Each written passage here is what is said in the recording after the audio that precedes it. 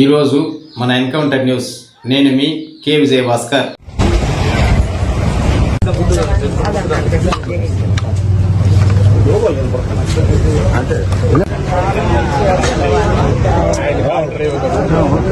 కూటమి ప్రభుత్వం ఈరోజు అధికారంలోకి వచ్చాక ప్రజలకి మంచి చేయాలి, రాష్ట్రాన్ని అభివృద్ధి వైపుకు నడిపించాలి, ప్రజలకి తాము మేనిఫెస్టోలో చెప్పిన ప్రతి ఒక్కటి అందజేయాలన్న చిత్తశుద్ది లేకుండా కేవలం రెడ్ బుక్ రాజ్యాంగం అంటూ రాజ్యాంగానికి విరుద్ధంగా ఈరోజు వాళ్ళు తప్పుడు కేసులు పెట్టి వాళ్ళు చేస్తున్న హెరాస్మెంట్ చూస్తుంటే చాలా అసహ్యం వేస్తుంది.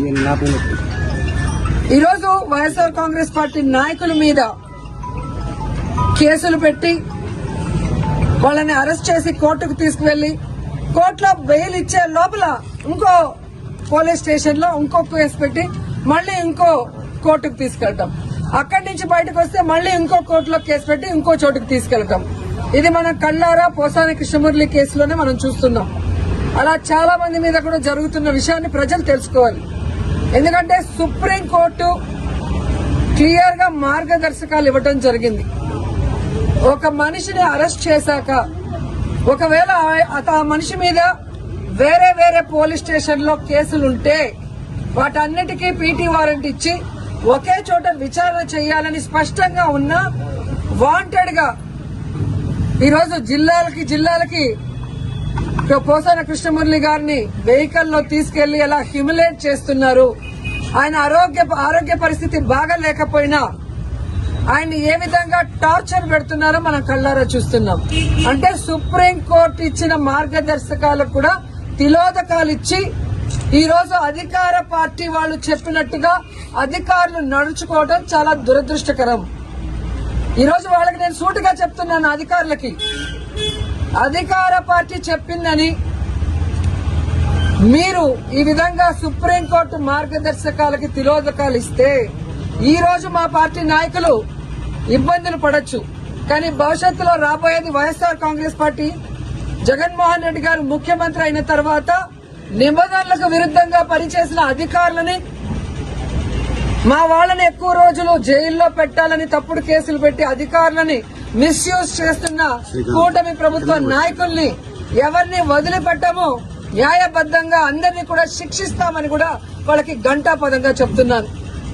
ముఖ్యంగా అధికారులు తెలుసుకోవాల్సిన విషయం, 9 నెలల్లోనే ఈ కూటమి ప్రభుత్వం చేతగాని ప్రభుత్వం, చెత్త ప్రభుత్వం, ప్రజల్ని ముంచే ప్రభుత్వం అని తెలుసుకున్నారు కాబట్టే ఈరోజు ఉత్తరాంధ్రలో ఉపాధ్యాయులు ఏ విధంగా తెలుగుదేశం పార్టీ సపోర్ట్ చేసిన, కూటమి ప్రభుత్వం సపోర్ట్ చేసిన వ్యక్తిని ఎలా ఓడించారో అర్థమైతే రాబోయే జమిలీ ఎన్నికలైనా సాధారణ ఎన్నికలైనా అధికారంలోకి వచ్చేది వైఎస్ఆర్ కాంగ్రెస్ పార్టీ అనేది తెలుసుకోండి. ఇకనైనా అధికారులు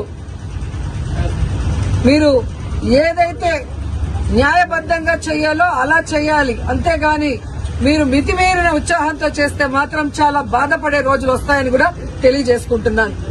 అండ్ ఈరోజు ప్రెస్ ద్వారా ఈ రాష్ట్ర ప్రజలకి చెప్పాలనుకుంటున్నాను, అలాగే కూటమి ప్రభుత్వానికి కూడా చెప్పాలనుకుంటున్నా. కూటమి ప్రభుత్వం అధికారంలోకి వచ్చిన తర్వాత తప్పుడు కేసులతో హెరాస్మెంట్ చేయడమే కాకుండా ఈరోజు రాష్ట్రంలో మద్యం బెల్ట్ షాపులు ఏ విధంగా వీధికి పెట్టి విచ్చలవిడిగా మద్యాన్ని అమ్ముతూ ఈరోజు ఆడపిల్లల మీద అఘాయిత్యాలు పెరిగే విధంగా చేస్తున్నారో మీరందరూ కూడా కళ్ళారా గమనించండి. అలాగే ఈరోజు ఈ కూటమి ప్రభుత్వం అధికారంలోకి వచ్చిన తర్వాత ఈ ఆంధ్రప్రదేశ్ రాష్ట్రం గంజాయికి ఎలా అడ్డాగా మారిందో మీ అందరూ కూడా కళ్ళారా చూస్తున్నారు. ఈరోజు డ్రగ్స్ కూడా చంద్రబాబు నాయుడు నివాసం ఉంటున్న గుంటూరులో డ్రగ్స్ విచ్చలవిడిగా దొరుకుతున్నాయని అన్ని పేపర్లో మీరు చూస్తున్నారు. అంటే ఈ ప్రభుత్వం, ఈ ముఖ్యమంత్రి సిగ్గుపడాలని కూడా ఈ సందర్భంగా తెలియజేసుకుంటున్నాను. ముఖ్యంగా పుత్తూరులో ఎడ్యుకేషనల్ హబ్, ప్రైవేటు ప్రభుత్వ ఇంజనీరింగ్ కళాశాలలు, డిగ్రీ కళాశాలలు, అలాగే మెడికల్ కళాశాల, ఆయుర్వేదిక్ కళాశాల, ఇలా ఎన్నో కాలేజీలు పుత్తూరులో ఉంటే ఈరోజు గంజాయికి అడ్డాగా మారింది. గతంలో కూడా తెలుగు యువత హరి అనే అబ్బాయి ఈ విధంగా విచ్చలవిడిగా గంజాయి అమ్ముతూ దొరికిన దాఖలాలు పుత్తూరులో మీకు కనిపించాయి. అదే వ్యక్తి వైజాగ్ లో దొరికాడు 28 కిలోలతో, అది కూడా మీరు గమనించారు. ఆ రోజుల్లో మేము పోలీసు వాళ్ళని ఇలాంటివి జరగకుండా తప్పు పనులు చేసే వాళ్ళని తరిమి కొట్టాం. కానీ ఈ రోజు ఎమ్మెల్యేనని చెప్పుకునే వ్యక్తి ఆడికి అమావాస్యకి ఒక రోజు కాన్స్టిట్యున్సీకి వస్తున్నాడే తప్ప గంజాయికి అడ్డాగా మారిన పుత్తూరుని నగిరిని కాపాడటానికి ఏ రోజు ఆయన నాయకులు పని చేయలేదు. ఈరోజు ఎంతో నమ్మకంతో తల్లిదండ్రులు తమ పిల్లల్ని పుత్తూరు నగిరి కాలేజీలకు పంపిస్తే వాళ్ళు అక్కడ హాస్టల్లో ఉండి చదువుకుంటున్న వాళ్ళకి గంజాయి డ్రగ్స్ అందుబాటులో తీసుకొచ్చి ఆ పిల్లల జీవితాలు నాశనం చేస్తుంటే ఆ ఎమ్మెల్యే పట్టించుకోవట్లేదు, అధికారులు పట్టించుకోకపోవడం దురదృష్టకరం. ఎందుకంటే మొన్ననే నగిరి రూరల్ ఎంకొత్తూరు హై స్కూల్లో పిల్లలు గంజాయి తాగి హెడ్ మాస్టర్ కాలర్ పట్టుకోవడం, ఆడపిల్లల్ని గిచ్చి ఏడిపించడం, టీచర్లని బూతులు తిట్టారని పెద్ద ధర్నా జరిగిన విషయం కూడా మీరందరూ కూడా గమనించుంటారు.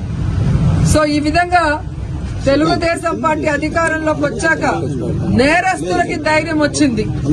నేరాలు చేయడానికి ఏదో వాళ్ళకి లైసెన్స్ ఇచ్చిన విధంగా రాష్ట్ర వ్యాప్తంగానే కాకుండా నగిరిలో కూడా చాలా దౌర్భాగ్య స్థితిలోకి ఈ ప్రభుత్వం తీసుకెళ్లటం బాధాకరం.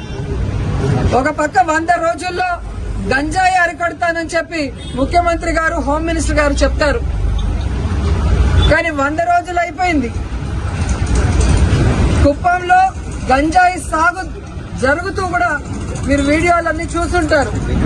మరి ఒక పంట పండాలి అంటే ఈ రోజు ఇత్తనం వేస్తే రేపు రాదు కదా. మరి అంత సాగు జరుగుతూ ఉంటే ముఖ్యమంత్రి సొంత కాన్స్టిట్యున్సీలో చంద్రబాబు నాయుడు గారు నిద్రపోతున్నారు.